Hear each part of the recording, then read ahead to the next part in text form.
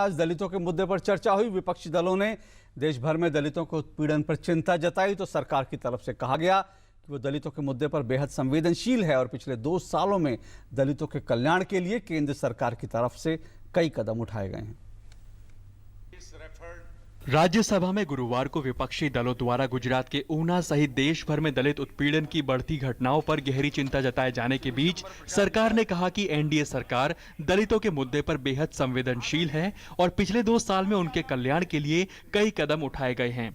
सामाजिक न्याय और अधिकारिता मंत्री थावरचंद गहलोत ने सदन में कहा कि मैला ढोने की प्रथा को कानूनी तौर पर खत्म करने की कोशिश से लेकर दलितों का उत्पीड़न रोकने के लिए SC/ST एक्ट को मजबूत करने जैसे तमाम कदम उठाए गए हैं। अनेक अपराध ऐसे थे जो उस एट्रोसिटीज एक्ट के दायरे में नहीं आते थे। हमने वो संशोधन किया, इस उद्देश्य से किया कि इनके साथ जो उत्पीड़न की घटनाएं हो रही है उसमें कुछ न कुछ इनको राहत मिले, न्याय मिले। अब कानून तो है, आईपीसी की धाराएं भी है, एट्रोसिटीज एक्ट भी है, उसके बाद भी घटना घटित हो रही है, ये दुख की बात है। हमने उसमें ये भी प्रावधान किया है कि पीड़ित परिवार को न्याय मिले।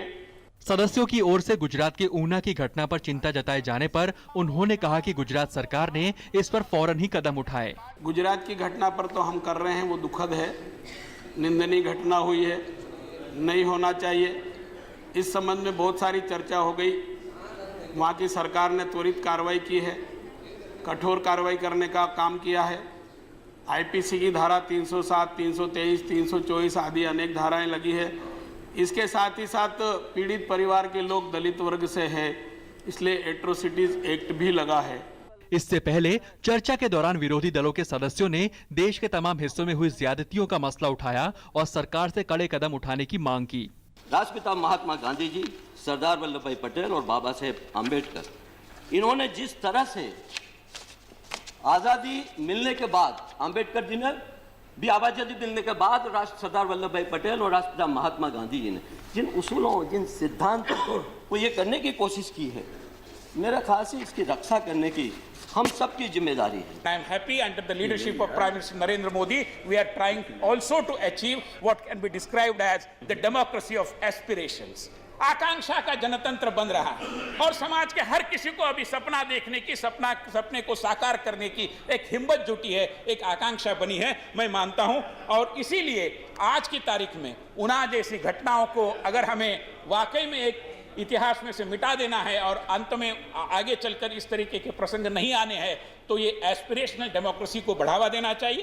पूरे देश ने देखा है कि जिन लोगों ने उनकी पिटाई की है, बेहतर यही है कि वहाँ की सरकार तो जो संबंधित थाना है तो थाने के अंदर ईमानदार पुलिस कर्मी की वहाँ पर बैठाएं और मामले को वो लोग देखें और इस मामले की जल्दी से जल्दी फाइनल चार्जशीट लगें और चार्जशीट लग इसके बाद फिर ये मामला फास्ट ट्रैक कोर्ट के जरिए ये मामला सुना जाना चाहिए। सदस्यों की ओर से गौरक्षक दलों पर पाबंदी की भी मांग की गई। गौरतलब है कि गुजरात के ऊना में गौरक्षकों की ओर से कुछ दलित लोगों की पिटाई के बाद गुजरात के कई हिस्सों में हिंसा की घटनाएं हुई थी।